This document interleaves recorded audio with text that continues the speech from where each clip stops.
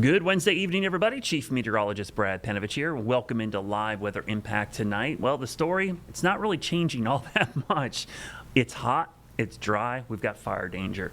If I sound like a broken record, I hate it to be that way because that's kind of what we're stuck in right now. There's not a lot of change in our local pattern. The new is probably going to be more heat. We had a record high today, 89, tied the record of 1936. Tomorrow, the record again is 89 back in 2006. We should break it easily tomorrow. It's going to be clear and cool tonight. Cool, I say milder. It's not as hot as you normally would see in this kind of setup because there's no humidity. And next, the fire danger remains high. We'll probably talk a lot about that today as well. But it looks nice out there. Beautiful conditions. Things are still relatively green, though. I'll tell you today, first time I noticed if people that didn't water their lawns, they're starting to get brown. We're starting to see things dry out around here. That initial growth of the season is always nice and lush because there is some stored moisture in the topsoil, but now that we're using it, it's all going away. So fire danger, unfortunately, remains high. The winds every afternoon pick up, so the fire danger is going to be peaking in the afternoon and evening. And as we get dry out this vegetation, I think the fuels are going to become even more of a problem over time. It's still hot. I mean, here we are at 6:30. It's 88 degrees in Charlotte. That's our average high in mid to late June, not in mid-April. The dew points, though, this is abnormal. Normally when it's hot for us, it's humid, right? This is really dry. This is like when people joke about a dry heat in the desert Southwest, this is kind of what we have. And droughts will do this. You'll tend to see, these big swings. When we've had big droughts in the past, I'm thinking 2007, 8, going back to 2002, some of the bigger droughts here, we've had really hot daytime temperatures. We've had stretches of triple-digit heat, but it's still been comfortable at night because the air is so dry. It's able to cool down. That's a desert climate, cool nights and hot afternoons. 89 today and 62. Just a refresher, the average is 73 and 49. I think we're already missing that kind of point. It's been such a warm spring, by far the warmest we've seen in decades. It's the second warmest so far on record. We kind of forget that it's actually supposed to be somewhat chilly in the morning and very nice in the afternoon. April is a beautiful month typically, and that's because we get these cool mornings, but these actual gorgeous afternoons.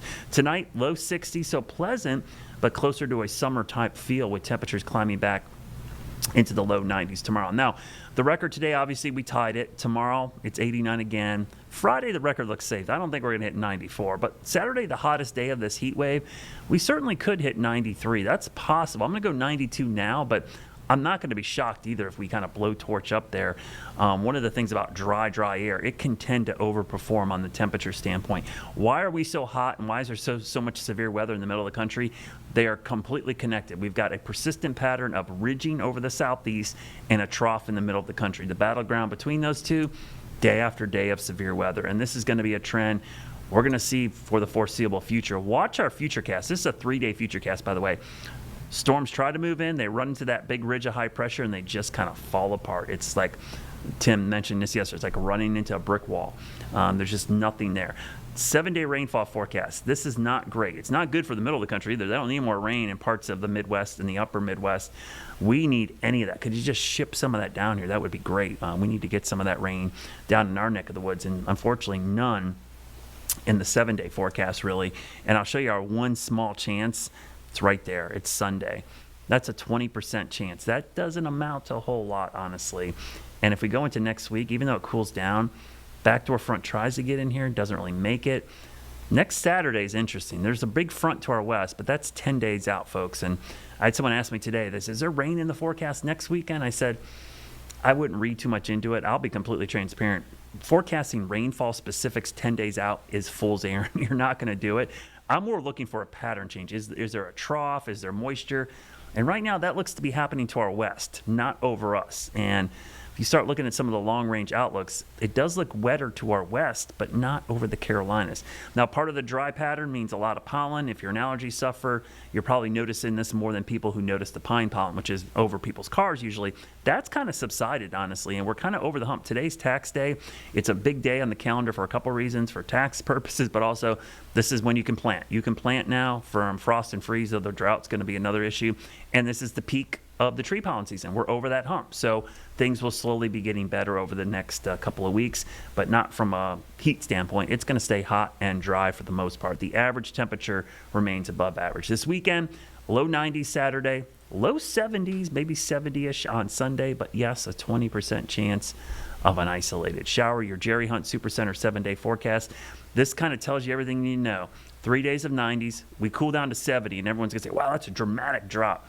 It's actually normal.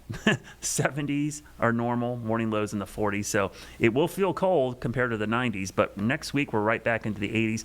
And look at that 10-day forecast. We've got 20% on Sunday, and right now I will put a 50% chance next Saturday, but it looks to be scattered thunderstorms, and I would not write that in stone or ink, maybe a good pencil or charcoal, maybe utensil of some kind, because it's probably going to change. Stay tuned. We're going to talk about the drought, the fire danger, among other things coming up after the break.